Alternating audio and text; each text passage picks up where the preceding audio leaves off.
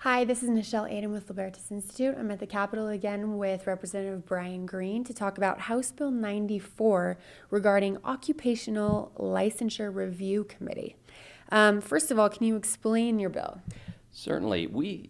A few years ago, 2013 specifically, we passed some legislation that I sponsored that created a new process for reviewing requests to license professional occupations or professions and occupations.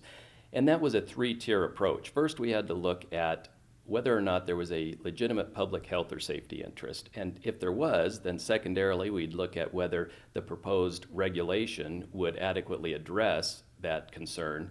And thirdly, we needed to do so in the least restrictive way possible so that people were free to go about earning a living. After all, we are a right-to-work state, and we've in the legislation that this legislature passed years ago, proclaiming that we are a right-to-work state, it says that the right to work is part of the right to life. So it's a pretty significant right.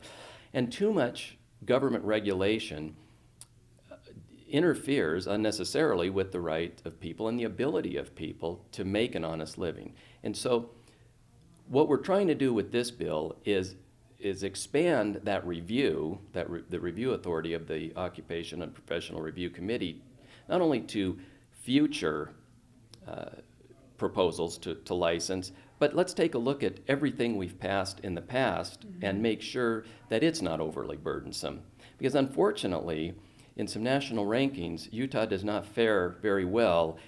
We are one of the most highly regulated states when it comes to occupational licensing. Why do you think that is?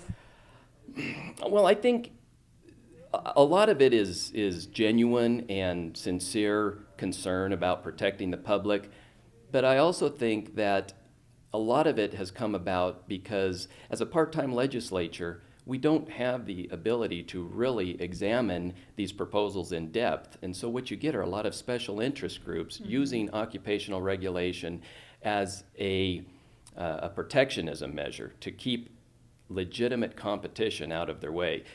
Surprisingly, what we've seen over the last several decades is the vast majority of the newly proposed business or occupational and professional licensing has actually come from within the regulated industry. So those on the inside want to raise the barriers to entry even higher to keep competition out. And so that's why we keep escalating to the point where we're the 12th most highly regulated state in the nation when it comes to occupational and professional licensing. That's interesting. How do you think this bill can help address that concern and fix some of the problems in occupational licensure? Well, I think extending that review backwards in time, because we didn't get the rank of 12th most onerous based on what we're expected to do in the future. It's based on what we've done in the past. And at this point, we don't have a mechanism that allows us to look back and run each of those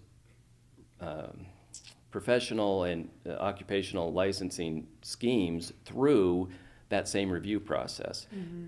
I think the more analysis we can do, the more review we can do, will shine light on the fact that a lot of these regulations are unnecessary.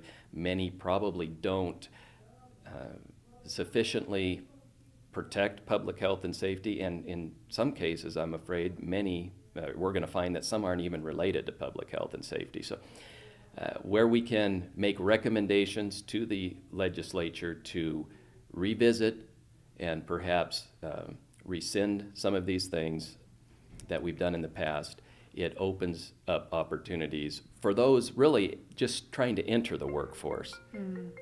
Perfect. That's actually great timing. If you have any questions or want more information, just click on the link in the description below.